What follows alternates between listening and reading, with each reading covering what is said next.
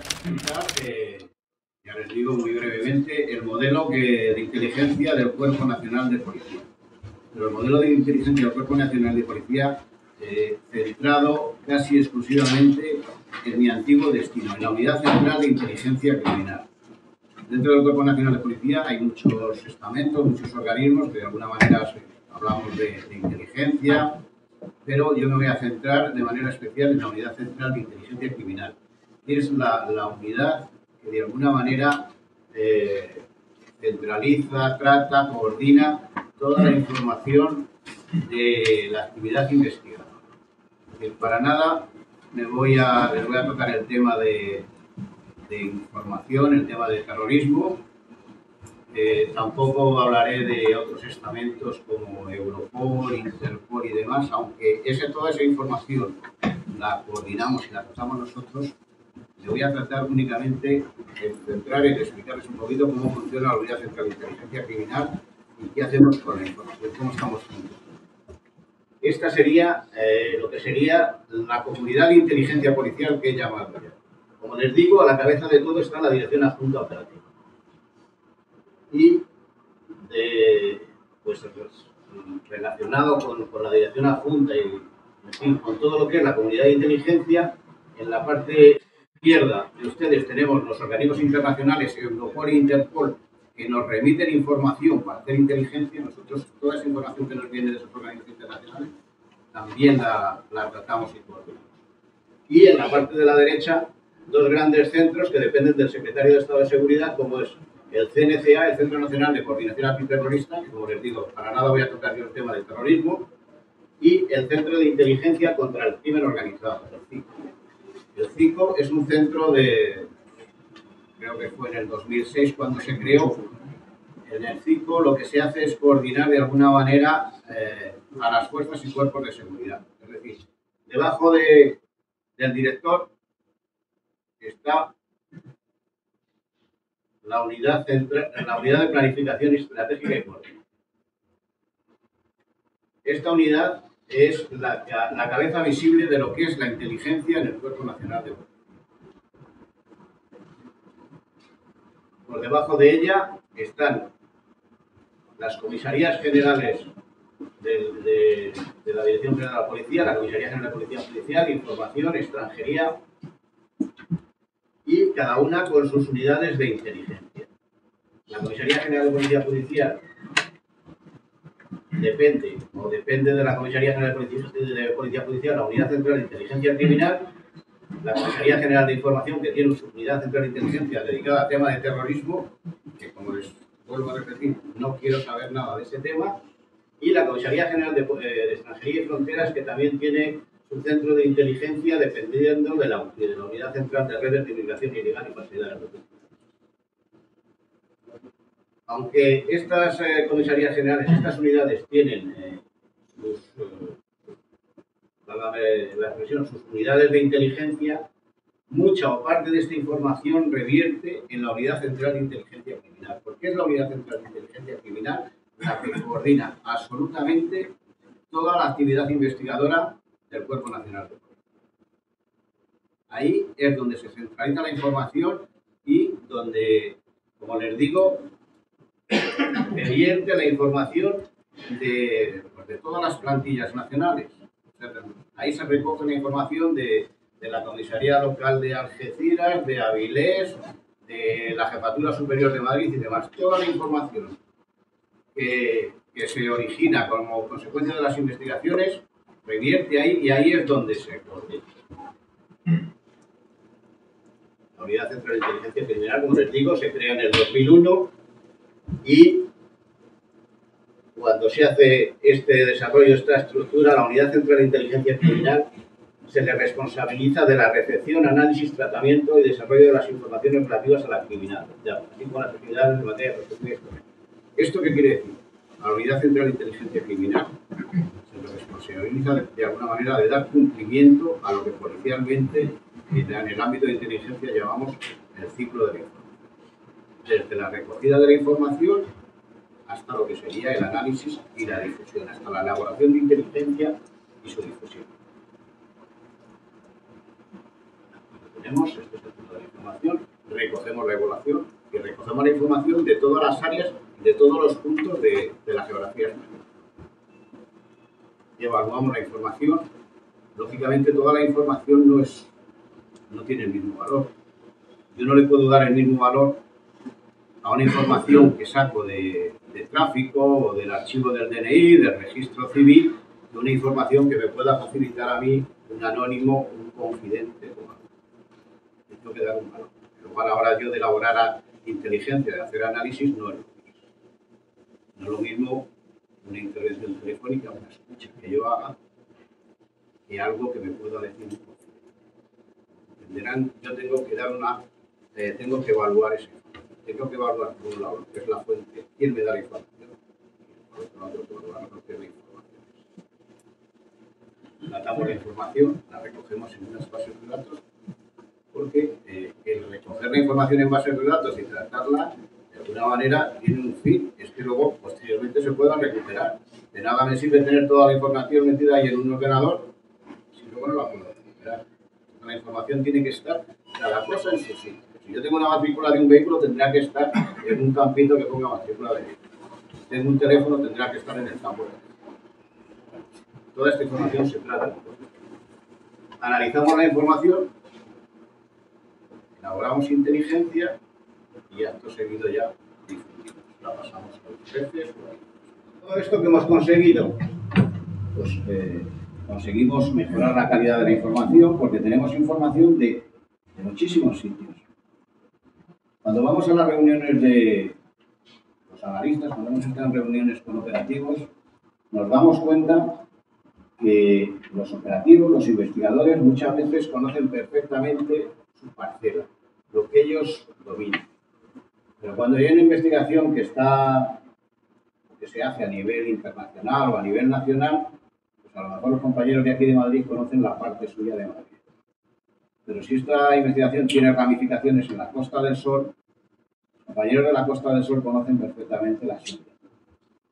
Pero se les escapan determinadas cosas. Y los analistas que tenemos una visión global, que tenemos una visión desde arriba, de toda esa información, incluso de información que nos puede haber llegado de organismos internacionales, pues tenemos una visión completamente diferente. Entonces, como les digo, mejoramos la calidad de la información.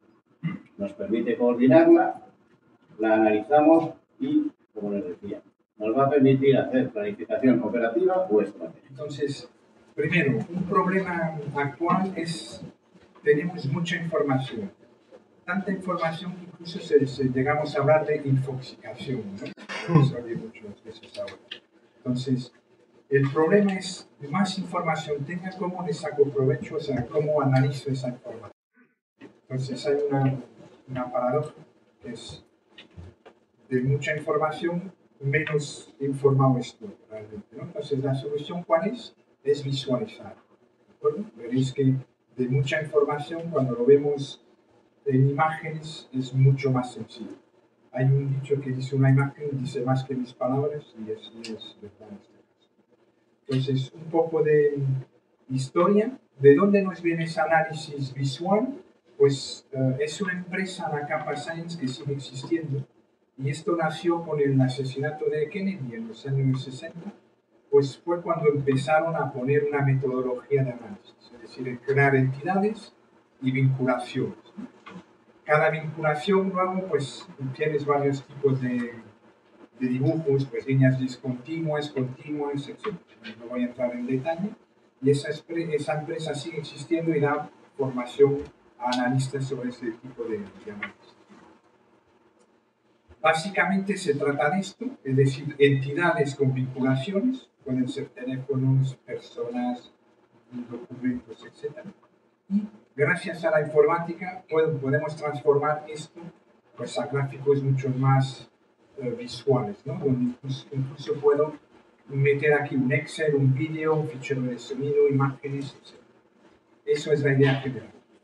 Lo que os comentaba antes, lo de Anacapa, sí se basa, por ejemplo, en reglas, que es pues una empresa debería estar representada por un cuadrado, relaciones no confirmadas, o sea que no estamos seguros de ellas, pues en vez de ser continua tendría que ser así con discontinua, bueno, hay una serie de cosas.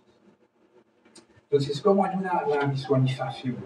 Pues realmente nos permite ver, como decía Carlos antes, de lo poco obvio, ver lo obvio, ¿no? Antes se veían ahí bolas de teléfonos, obviamente el que está en el medio de la bola es un teléfono importante, una cuenta o una cosa. Luego, ¿qué nos permite también? Pues como decía antes, o sea, una imagen dice más que 1000 palabras, un gráfico es mucho más explícito que pues un informe en papel, ¿no? Si le das un gráfico, generalmente ayuda mucho más. ¿Qué nos permiten los gráficos? Pues mezclar información de varias fuentes. Puedo tener información de personas en mi base de datos central, información de vehículos en la DGT, información de cuentas en una base de datos de contabilidad. Pues puedo mezclar toda esa información en un gráfico y esta herramienta lo que me permite es unir y hacer relaciones entre las entidades, venga de donde venga. Y luego, pues nos permite eso, ver en gráficos temporales, que también nos enseñó Carlos, ahora os enseñaré algunos si puedo. No solo es ver quién está relacionado con quién, pero en el tiempo cuál fue esa relación. Si hay ingresos de cuentas que se repiten en el tiempo, o llamadas que se repiten y a cada vez que se repiten una serie de llamadas pasa algo, pues también visualmente se ve mucho mejor el documento. Luego, administrar a tiempo, bueno, nos permite acelerar el análisis, lo que nos permitiría dar información antes de que ocurra. También creo que lo mencioné Carlos, pues esta herramienta de análisis sirve tanto para operaciones tácticas como estratégicas. ¿Cómo funciona? Pues cojo texto y lo que hace es esta transformación de representarme así. Veis que aquí es muy complicado ver lo que pasa, pero en una imagen es mucho más sencillo. Entonces, lo que hacemos es realmente coger información de base de datos y ir dibujando sus relaciones. ¿De acuerdo? Eso se puede complicar y llegar a un extremo así. Bueno, ahora os enseñaré gráficos reales. Entonces puedo llegar a gráficos de este tipo, como enseñó Carlos, que son teléfonos en este caso. ¿De acuerdo? Y el detalle sería esto. Bueno, aquí me falta son las 5 W en inglés, o 4 W H, creo que es when, where, o sea, quién, cuándo, dónde y cómo. Entonces, quién es, por ejemplo, es quién está relacionado con quién. Hay funcionalidades de redes sociales, incluso en esta herramienta, que me permite resaltar los elementos claves dentro de esta red. ¿Vale? Le llaman redes sociales, no estamos hablando de Facebook o Twitter, sino de una red. Cualquier disco es una red. Hay personas detrás. Si son teléfonos, hay personas detrás. Si son cuentas, hay personas detrás. Si son correos electrónicos, hay personas detrás. Por lo tanto, podría ejecutar redes sociales y resaltar las personas claves. El cómo, pues, ver, por ejemplo, si son transacciones bancarias, con un clic ver cierto tipo de transacción, las que superan 3.000 euros, o si son llamadas las que no duran más de 3 segundos, ese tipo de cosas. Luego también nos permite ver, si tengo fecha y hora, con un solo clic, ver dentro de una maraña, pues sacar, por ejemplo, todas las que ocurrieron en el mes de enero. Tendría que seleccionar y me enseñaría gráficamente las que son. Y el dónde, que es una funcionalidad última de esta herramienta, es, por ejemplo, aquí tenemos dos personas, es un seguimiento del tiempo, ¿de acuerdo? Y aquí van los eventos que cuelgan a cada una de las personas en un tiempo dado, en un momento dado del tiempo, y lo que quiero hacer es representar eso en un mapa, es decir, dónde estaban cuando han ocurrido. Y se pueden integraciones con GIS, que llamamos un GIS, Sistema Geográfico de Información, y puedo plasmar eso ahí. Entonces, una vez que sabemos cómo funciona, ¿de dónde puedo coger la información? Pues como dije antes, de cualquier sitio. La idea es, pues aquí, pues matrículas de coche, información espacial, correo electrónico, imágenes digitales, ahora incluso vídeos, sonidos se pueden transferir, documentos electrónicos, registros de teléfonos. Y la idea es, con esta herramienta, fusionarlos y acabar con realmente la parte gráfica que me interesa, que es la que luego divulgamos con información informática. Un ejemplo, imaginemos que tengo aquí muchas fuentes, ¿de acuerdo? Y lo que hago es estoy buscando pues a una matrícula o un teléfono o un nombre de una persona. Está en todos estos sitios, pero yo analista no voy a entrar en cada una de ellos y mirar. Lo que podría hacer es, con este sistema, hacer una búsqueda de un nombre de un teléfono, ¿de acuerdo? Por ejemplo, y él me iría a buscar en cada fuente y me lo sacaría. Me sacaría, por ejemplo, todo, o sea, iría a buscar, perdón, todo lo que son personas, todo lo que son móviles, y si busco Michael Smith, por ejemplo, en estas fuentes, pues me diría, te he encontrado todo esto como Michael Smith. Bueno, con un orden, si se parecen mucho, poco. La idea es cruzar información en un sitio geográfico, donde se ve mucho mejor. Visto de otra forma, pues aquí tengo mis múltiples fuentes, y es vincular matrículas, personas, en este caso, o teléfonos, y acabar con entidades únicas, sin perder realmente este vehículo, por ejemplo, que me vino de 3 sitios distintos. No pierdo esa información. Eso es la idea. En pocas palabras, ¿qué significa eso? ¿Qué puedo hacer? Pues eso, descubrir información que mis propios datos esconden. Realmente eso sería la cosa. Descubrir cosas que tienes ahí, pero que son muy difíciles de ver. Y que de otra forma, que los sistemas actuales son muy alfanuméricos o tabulares, es muy difícil pasar de información, o sea, relacionar información con información.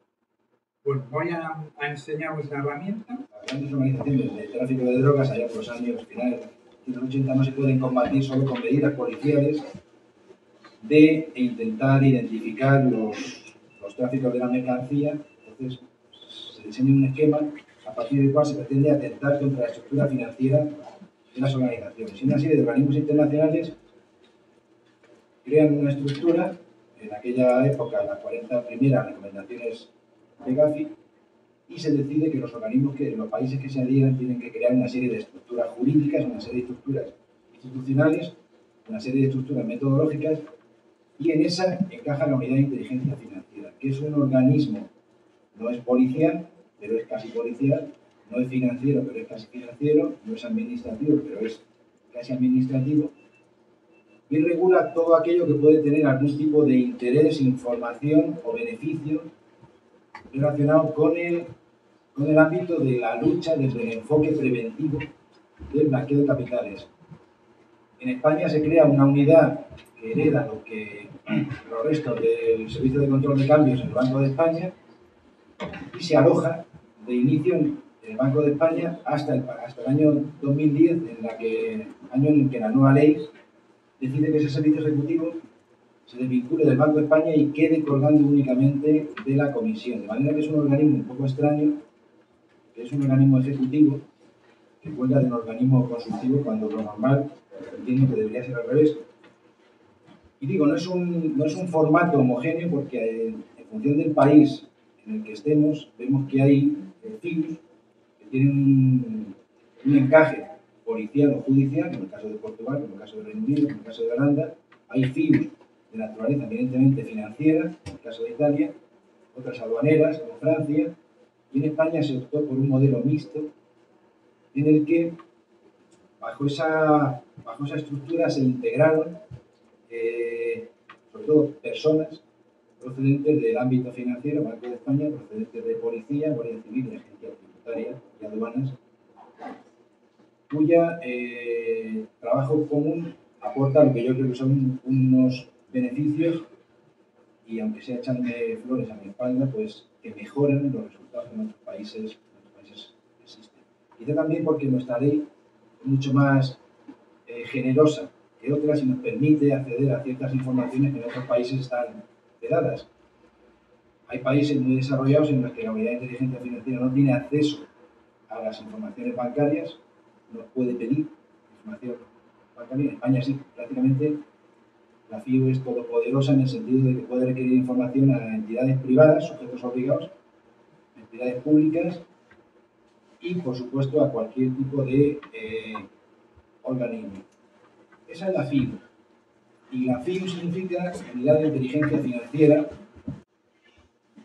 El paso siguiente es intentar entender qué es la inteligencia financiera, que no es la inteligencia criminal y no es la inteligencia económica. No es inteligencia criminal porque nosotros no trabajamos para facilitar información exclusivamente en el ámbito de las investigaciones, no hacemos investigaciones, hacemos análisis.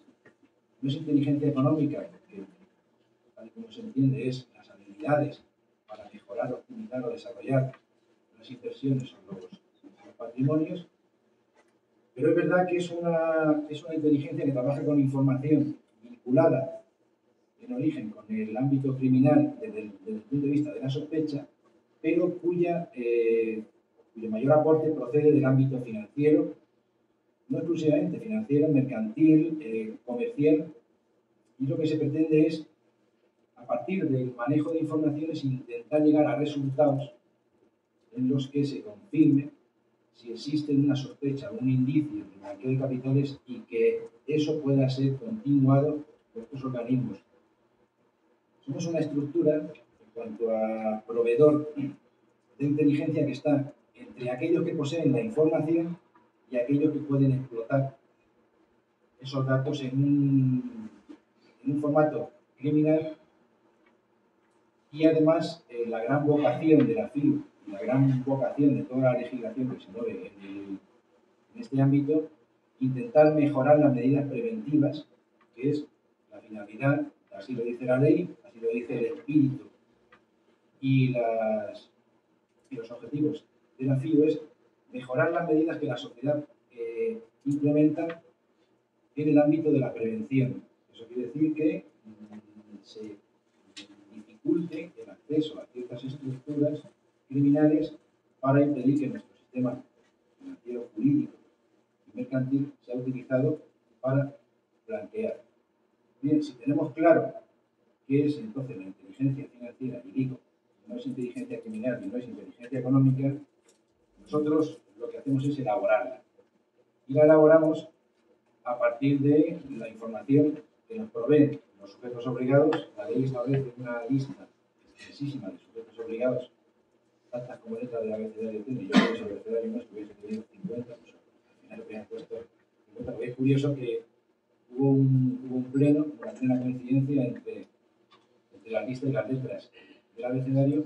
Esa información que nos proveen los sujetos obligados, esa información que obtenemos a partir de otras fuentes de información, administración, fuentes de información internacionales, bases de datos públicas, bases de datos privadas, restringidas o no, y elaboramos inteligencia. Inteligencia que se materializa en dos grandes formatos. Un formato de informe de inteligencia que la ley establece, que tiene como destinatario las fuerzas y cuerpos de seguridad, el Ministerio Público, Fiscalía, órganos judiciales, otros órganos de la Administración, e informes que tienen por objeto detectar la deficiencia del sistema financiero sobre todo, con objeto de alimentarlo y decirle mediante formatos diversos, sea la supervisión, sea la recomendación, sea la publicación de medidas, cuáles son esas áreas en las que se debía proteger a partir de la constatación de los fallos existentes. Cualquier comunicación que la ley establece, la ley nuestra establece dos tipos de comunicación en los sujetos obligados. La comunicación sistemática, que requiere una serie de circunstancias objetivas por el hecho de ser alguien o de hacer una operación con un formato concreto. Eso va a una carga mensual en la que los sujetos obligados hacen sus comunicaciones. Estamos hablando de muchísimos miles de datos en el que se vinculan países, personas, movimientos financieros y medios de pago, y una comunicación por indicios que dice la ley es aquella en la que el sujeto obligado, cuando aparece indicios de sospecha de blanqueo, estamos hablando de indicios, no estamos hablando de evidencias que difícilmente se encuentran, cuando aparecen indicios elabora una comunicación y la manda al servicio ejecutivo. El servicio ejecutivo la analiza con los tres elementos que son los que deben ser incorporados en el proceso de análisis. Son las herramientas, el analista y la información. ¿Qué información tenemos? La información que nos llega seguramente será una información que nos abre una puerta de la casa, pero esa casa es mucho mayor, esa casa tiene muchas más habitaciones, tiene muebles, tiene ventanas, y hay que analizar la operación en su conjunto. La que ha visto ese sujeto obligado y la que están viendo el resto de sujetos obligados, incluido en otros países. Es un total de una serie de herramientas adecuadas, como alguna de ellas, la que se ha presentado esta mañana, que es verdad que tiene quizá una aplicación mucho mayor en el ámbito de la investigación a partir de datos concretos, pero que es muy útil para el análisis, puesto que revela si se confirman o constatan esos indicios y si eso genera, como la ley establece, un informe que va a tener como destinatario un organismo que tiene una obligación de perseguir el delito. Los informes nuestros se dirigen a aquellos que le van a dar una continuidad. El informe nuestro no es la finalidad de un proceso, sino es la continuidad y el inicio para otros, como pueden ser fuerzas y cuerpos de seguridad, Ministerio Fiscal o juzgados. Eso en el ámbito de los informes de inteligencia que sacamos. Pero también esa información sirve para identificar una de las cuestiones más importantes, así lo dicen incluso las recomendaciones, las 40 nuevas recomendaciones revisadas de Gafi, que ponen énfasis en la identificación de los riesgos, el enfoque riesgo. El enfoque riesgo es cuando uno plantea cuáles son sus riesgos, lo que está haciendo es una apuesta. Es una apuesta basada en la lógica y basada en la poca experiencia o media experiencia que uno puede tener en el ámbito criminal. Por ejemplo, ¿cuáles son los riesgos que un joyero puede tener en el ámbito de prevención, en el ámbito de blanqueo? Pues uno puede imaginar cuáles son esos riesgos. Eso puede coincidir parcial, total o escasamente con la realidad. Ese análisis que hacemos de las operaciones sospechosas y esa alimentación que hacemos vía supervisión, vía recomendaciones y vía informes a los sujetos obligados, les estimulan para conocer realmente cuáles son sus riesgos, porque este establecimiento que está situado en una ciudad concreta, en una calle concreta, puede que todavía no haya tenido una experiencia como la que otro establecimiento de similar naturaleza y actividad tiene en otro sitio. Por tanto, esa información sí le es útil porque le ayuda a identificar su riesgo y le ayuda a protegerse de esas operaciones en las que a usted le van a utilizar para blanquear dinero. Dice la recomendación que, en términos generales, es imprescindible identificar los riesgos y es imprescindible hacer un enfoque de la prevención desde el punto de vista de los riesgos. Los riesgos son generales, particulares, personales, colectivos, financieros, territoriales, temporales, son riesgos de toda clase. De manera que nosotros, como unidad de inteligencia, cada vez tenemos más vocación hacia ese sentido, porque sé decir que el trabajo que se hace con las comunicaciones, operaciones sospechosas, está ya lo suficientemente ensayado como para que consideremos que, bueno, hemos alcanzado no la perfección. Como decía el otro día alguien que conozco, una frase buena: si no buscamos la perfección, dejamos de ser buenos. Pues, no habiendo logrado la perfección en el esquema en el formato de tratamiento de las informaciones para emitir informes, yo creo que ya es un sistema en el que nos podemos sentir confortables. Los destinatarios valoran positivamente o muy positivamente la calidad de los informes, la calidad de las informaciones, y en la mayoría de los casos generan investigaciones. Nosotros nos debemos dirigir ahora hacia ese formato de inteligencia que alimenta el sector de la identificación de los riesgos. La identificación de los riesgos es lo que quizá esté menos tratado Y la existencia de riesgos no tratados es lo que permite que en el futuro se puedan seguir dando operaciones en las que se elija España, en concreto, o Europa, como escenario de blanqueo de capitales. España es un país que tiene unas características especiales y que la hacen buena para unas cosas y la hacen mala para otras. En el ámbito del blanqueo de capitales y la criminalidad, pues tenemos unas condiciones que nos hacen muy permeables y muy sensibles. Nosotros nos tenemos que proteger contra riesgos en nuestro territorio e identificar los riesgos que existen en otros territorios. Pues damos la bienvenida al coronel Manuel Rey, coronel del Ejército del Aire y es jefe del Departamento del Centro Superior de Información de la Defensa.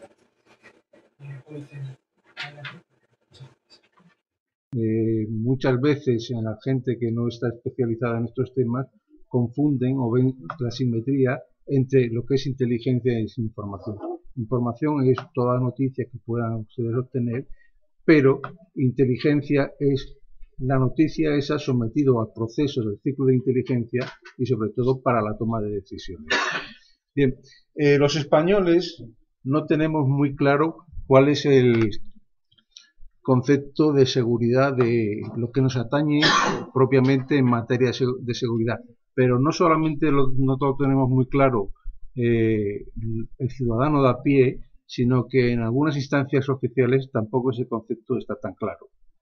Esto no es que lo diga yo, es que lo dice una persona tan relevante como el director del Servicio de Inteligencia Español, que decía: es difícil definir lo que nos preocupa a los españoles en materia de seguridad, y algunos restos para nuestra seguridad se nos vienen encima sin que nos dé tiempo a reaccionar, como está ocurriendo con la inteligencia económica. ¿Qué quiere decir esto? Quiere decir esto, como después veremos, que desde los cambios que se han producido en el mundo, los servicios de inteligencia están buscando su sitio y todavía no lo han encontrado.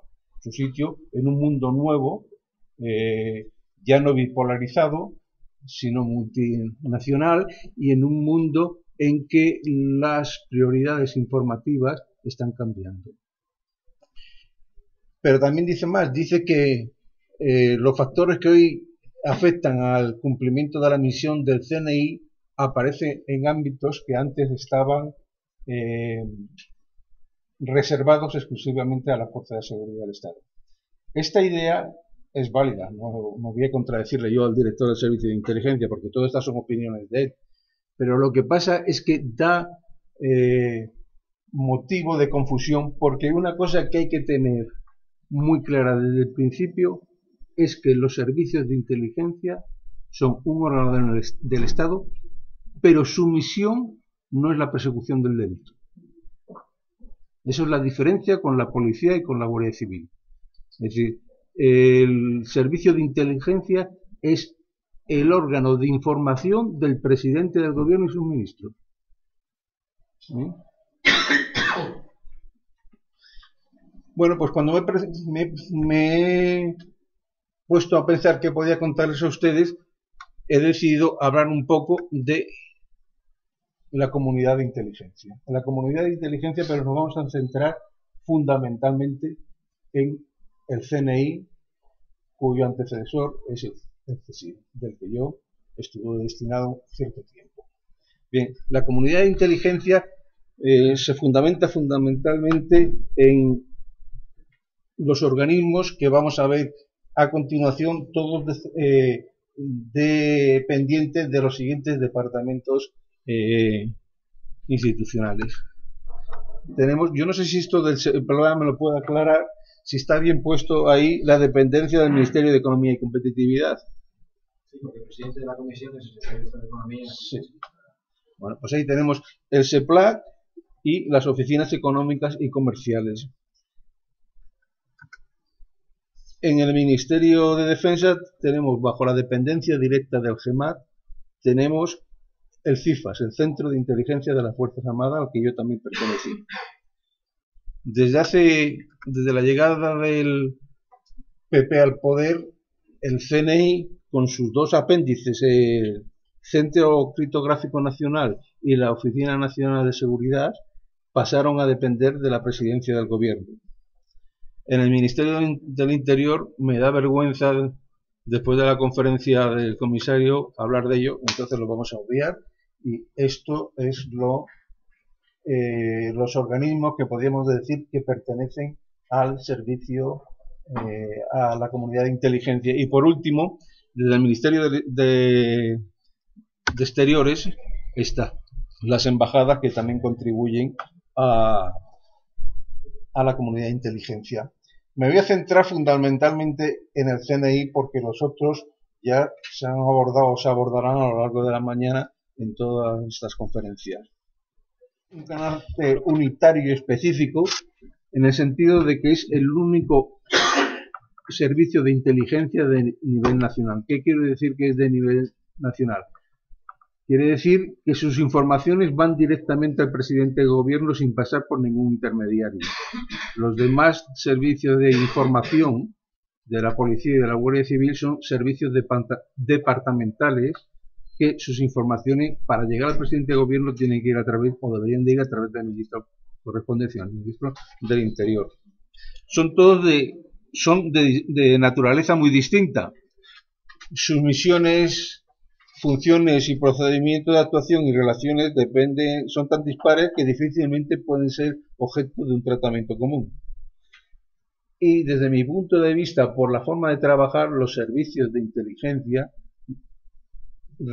deben de tener una dedicación especial por el poderío que tienen y las posibilidades que tienen de actuar de una forma secreta, dado que todas sus misiones, el número de personal, sus instalaciones, sus misiones, todo es secreto.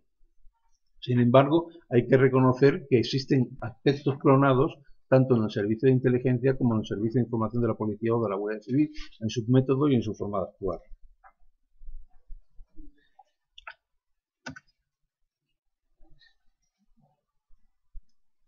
La actuación interesada de las tres instituciones por parte de los gobiernos, no solo desde mi punto de vista es real, sino frecuente, y a veces llega a ser de forma escandalosa.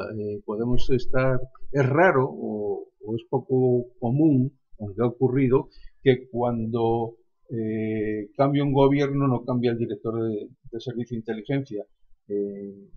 Una excepción es lo que ha ocurrido con el actual director y lo que ocurrió en su día con el general Manglar.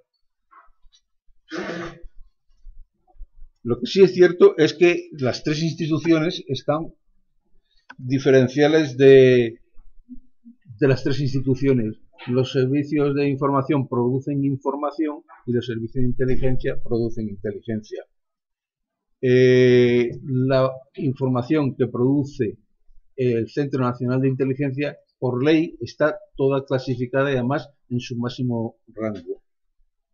Y también se diferencian por la dependencia. Una está colgada del Ministerio de Presidencia, como he visto antes, y otra está colgada del Ministerio de Interior. También es diferente el régimen disciplinario del personal del CNI, que aunque sean funcionarios tienen su estatuto propio. Y señalar también, o volver a insistir, es que el CNI no es un órgano encargado de velar por el cumplimiento de la ley. Y eso se confunde muy a menudo, se le echan muchas culpas por no haber detectado o detenido a ciertos individuos, y que quede bien claro que esa no es su misión está perfectamente establecida, y no sé si nos dará tiempo, pero hay una comisión delegada para asuntos de inteligencia que es la que asigna a todas las unidades cuál es sus competencias y cuáles son los aspectos informativos a los que se tiene que dedicar. No vamos a dedicarnos a la policía ni a la Guardia Civil, y vamos a hablar del CNI. A diferencia de lo que ocurre en constituciones de otros países de la Unión Europea, como puede ser en Alemania o en Austria, que tienen una mención explícita a su servicio de inteligencia en su constitución, en la Constitución española esa mención no existe. aunque los miembros antiguos del Servicio de Inteligencia que existía cuando se estuvo elaborando la Constitución pretendieron meter una inclusión, un apartado, un artículo en referencia a los servicios de inteligencia, pero no lo lograron. Pero eso no quiere decir que el servicio de inteligencia sea lo que algún juez en su día dictaminó que era un órgano oscuro y al margen de la ley. No, no. El servicio de inteligencia tiene perfectamente, al menos en España, limitadas sus actuaciones y tiene una regulación expresa bastante abundante, que se puede estar de acuerdo con ella o no en lo que dice, pero es verdad que sí tiene un marco de actuación legal. Y como decía antes, es el organismo público responsable de facilitar al presidente del gobierno y al gobierno de la nación las informaciones, análisis, estudios o propuestas que permitan prevenir y evitar cualquier peligro, etcétera, etcétera, etcétera. Me gusta señalar lo de las propuestas porque cuando yo trabajaba en el CSIC, aunque la gente, los analistas, pretendíamos hacer propuestas cuando dábamos una información, ese tipo de misión lo teníamos vedado. No podíamos hacer propuestas. Sin embargo, con la nueva reglamentación, en función de la creación del CNI, ya se incluyó la palabra propuesta. Muy rápidamente, vamos a decir las misiones, la ven ustedes a la izquierda: obtener, evaluar, interpretar, difundir, prevenir y proponer. Con lo cual, proponer, decía que el CNI no es un órgano pasivo sobre todas estas misiones: inteligencia exterior, inteligencia interior, inteligencia económica, contrainteligencia, inteligencia de señales y criptografía. El organigrama de la Guardia Civil, cambiante cada 2 por 3, no vamos a engañar, pero básicamente es el siguiente. Tenemos 3 estructuras principales. La Dirección Adjunta Operativa es la que lleva el grueso de las investigaciones, el grueso de la lucha contra el crimen. Ahora existe el mando de operaciones que nos han puesto, no sé si sale el puntero, ¿no? Mando de operaciones con las unidades territoriales, un modelo muy similar al Cuerpo Nacional de Policía, con las brigadas provinciales, más o menos una cosa similar. Y entre las grandes estructuras, la Jefatura de Información a la que pertenezco, que es la que se encarga de la lucha, específicamente de la lucha contra el terrorismo. Tenemos la Jefatura de Policía Judicial en crimen organizado y otro tipo de delincuencia, y la delincuencia específica de terrorismo. Todo es teórico, pero yo voy a dar mi visión práctica. 2 funciones principales: la propia de obtener información y difundirla, conocimiento. Podemos decir que la forma similar a un servicio de inteligencia, conocimiento. Tenemos que saber lo que pasa. Tenemos que saber lo que pasa afuera y lo que pasa dentro. Tenemos que saber lo que pasa en otros países, cooperación, hablar pues, con otros cuerpos, Cuerpo Nacional de Policía, Cuerpo Humano, otros cuerpos policiales, Centro Nacional de Inteligencia, y recopilamos información, ese bagaje, esa inteligencia básica, que nos sirve de fondo, de background, para luego las investigaciones. Y por otra parte, llevamos la judicialización de la lucha contra el terrorismo y otra forma de desestabilización. Es decir, aunque llevamos la parte de información de inteligencia, también judicializamos, y en el caso del objetivo último, que es poner los grilletes a un miembro de Al-Qaeda o un miembro de ETA. Las funciones, es todo órdenes ministeriales y demás. Evidentemente, todo lo que sea lucha contra el terrorismo, por ley, está amparado por la ley, por secreto. Las estructuras, las funciones, las misiones y, por supuesto, las técnicas y procedimientos no se pueden decir. En mi caso, pertenezco, mejor dicho, a un grupo nuevo que se ha creado entre la Jefatura de Información. Creo que no tengo la presentación, pero para que nos hagamos una idea, yo creo que es más visual. La Jefatura de Información tiene varios grandes apartados. Entonces, como nosotros entendemos la inteligencia, es por amenazas. Tenemos 3 grandes bloques de amenazas. La Unidad Central Especial número 1, que se dedica a la lucha contra ETA, especialmente. La Unidad Central número 2, que se dedica a varias luchas: terrorismo islamista, terrorismo transnacional, ejemplo, el tema de resistencia galega, estas cosas. Y UC3, que se dedica digamos, al resto de amenazas. Por ejemplo, tráfico de armas, mafias. Bueno, mafias lo iba UC2, perdón, lo he dicho antes. Por ejemplo, la operación que se llevó a cabo en Lloret del Mar, hace poco. UC3 también lleva contrainteligencia del cuerpo, seguridad de los miembros del cuerpo. Además de ello, tenemos una unidad de apoyo logístico que se encarga de la formación, de los medios, y la nueva estructura, que es de noviembre, en la que estamos encuadrados, estoy encuadrado yo, que la vamos a ver aquí. Esas funciones que yo creo que, como es poco tiempo, no lo vamos a tratar, que es el área técnica. La área técnica se dedica a todo relacionado con las tecnologías de la información y las comunicaciones. Básicamente lo mismo, 3 grandes grupos: grupo técnico informático, grupo de intervención de telecomunicaciones y grupo de ciberterrorismo. El grupo técnico informático es el que lleva el mantenimiento y la explotación de las bases de datos del cuerpo, especialmente el SIMES. El SIMES es nuestro sistema de investigaciones. Y luego el grupo de ciberterrorismo, en el que me encuentro. Aquí, bueno, vamos a nivel ya de, que yo creo que no hay mucho tiempo, de cómo están estructurados cada uno. Es el grupo de ciberterrorismo. En el grupo de ciberterrorismo hacemos 2 cosas, básicamente. O 3, quizá, si apuramos la parte de inteligencia. Recibimos toda la inteligencia, las informaciones, sobre todo, por ejemplo, del CCN, la parte del Centro de Criptología Nacional, del CNI, llegan muchas comunicaciones de incidencias, llegan comunicaciones de vulnerabilidades. Evidentemente, llegan las otras informaciones, las que analizan nosotros, que somos los que tenemos que tener conocimiento sobre esas amenazas. Luego llevamos investigaciones propias en el ámbito de Internet, pero sobre todo el grueso hoy por hoy de las operaciones que estamos haciendo son de apoyo a otras unidades. Básicamente porque Internet puro y duro es una herramienta, pero no es, hasta ahora, no es el fin último de un terrorista. De momento, y crucemos los dedos, el fin no es atacar la red, sino utilizarla para seguir cometiendo los mismos delitos que se estaban haciendo antes en papel. Lo que pasa es que las necesidades tecnológicas o las necesidades de conocimiento son muy superiores a los que se le puede exigir a una investigación que bastante tiene, con sus seguimientos, sus mandamientos, sus diligencias, equipos operativos y demás. Entonces, llegado el momento, por ejemplo, de una explotación de una operación, los equipos que muchas veces verán ustedes en las operaciones, que están clonando equipos, clonando discos duros, clonando tal, son nuestro equipo del departamento de análisis forense. Clonados, evidentemente judiciales, con unos precintos, con unas garantías, para que sirvan como medio de prueba en un juicio. Telefonía móvil, ordenadores, cámaras de fotos, GPS, lo que quieran.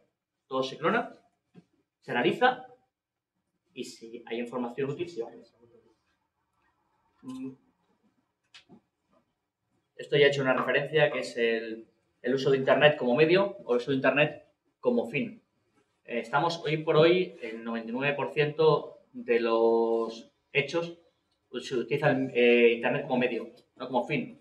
Pero estaremos en un futuro en ese ciberterrorismo estricto que llamamos, que es el ataque a redes. Ataque a infraestructuras, tanto estratégicas como críticas. Activismo, yo creo que es un poco... por tiempo ya directamente. No sé si conocen, bueno, el típico ataque que se pone siempre como varios ejemplos, el ataque a Estonia. Estonia es un país completamente electrónico, no existe la ventanilla de papel. Y en el 2007, a raíz de un incidente diplomático político, existió un ataque, posiblemente ruso, así como toda su seguridad, en el que tiró el sistema entero. Estonia tuvo que desconectar el país entero de Internet. Lo tuvo que desconectar, se paralizó totalmente. Es un ejemplo siempre del primer ciberataque concreto hacia una infraestructura de un país. Por supuesto, luego nos podemos meter con, si se conocen, virus Stuxnet, virus Flame, la operación Octubre Rojo hace poco con un robo de información de todas las embajadas del mundo, salvo China, casualmente. Y a lo que me quiero referir en estas cooperaciones a las que me he referido antes, con las infraestructuras críticas, es a esto. No sé si conocen, el Centro Nacional de Protección de Infraestructuras Críticas está creciendo, lleva, digamos, la coordinación de las infraestructuras críticas en España. Ellos son los encargados de crear el catálogo de infraestructuras críticas y de actualizarlo. Y tenemos los CERT, los equipos de respuesta informática, que ahí existen tres, bueno, existen más en España, pero digamos gubernamentales hay tres. Estos equipos se encargan de mitigar un posible ataque a una instalación o a un equipo. Existen tres. Uno, de referencia, CCN. El CERT de CCN, que se encarga de administraciones públicas, sectores... Administración pública. Vamos a dejar la administración pública para que es administración pública. Existe un CERT de la red IRIS, que es la red de investigación y de universidades, y existe un tercer CERT, que es el CERT de INTECO. INTECO, Instituto Nacional de Tecnologías de Comunicación, pertenece al Ministerio de Industria y Turismo, que precisamente presenta su nuevo CERT de infraestructuras críticas el martes. Yo, pues no sabían, el martes hay una presentación del nuevo CERT de infraestructuras críticas. ¿Esto de qué nos sirve? Todo este diagrama que pongo aquí. Perdona, ¿y sí. los no gubernamentales? Existe, bueno, hay autónomos, hay autonómicos, mejor dicho. Ahí, si no recuerdo mal, está en Cataluña hay uno. Valencia creo que tienen también otro. Y no recuerdo ahora. Son todos públicos de instituciones. Sí, públicos. No sé si las empresas luego tienen algún CERT propio, posiblemente sí, pero de la red interna de ellos. En cuanto a esto lo quiero poner para referencias, sobre todo a nivel de empresarial, es qué pasa si tenemos una incidencia, un ataque. En función de si somos una infraestructura crítica o no, si somos una empresa privada normal y corriente, lo lógico es denunciarlo.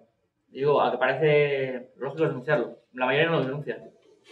Nadie se quiere asumir que ha tenido un problema de seguridad. Nadie quiere prever una denegación de servicio en una página web que le hace perder un montón de dinero, porque eso luego baja, las acciones en bolsa bajan. La mayoría de la gente no denuncia. Ha habido ataques a grupos empresariales muy grandes con intención, no vamos a decir desestabilizadora, pero por ejemplo, pues, activismo, anónimos y demás. Y no denuncian. Si no denunciamos, rara vez se puede.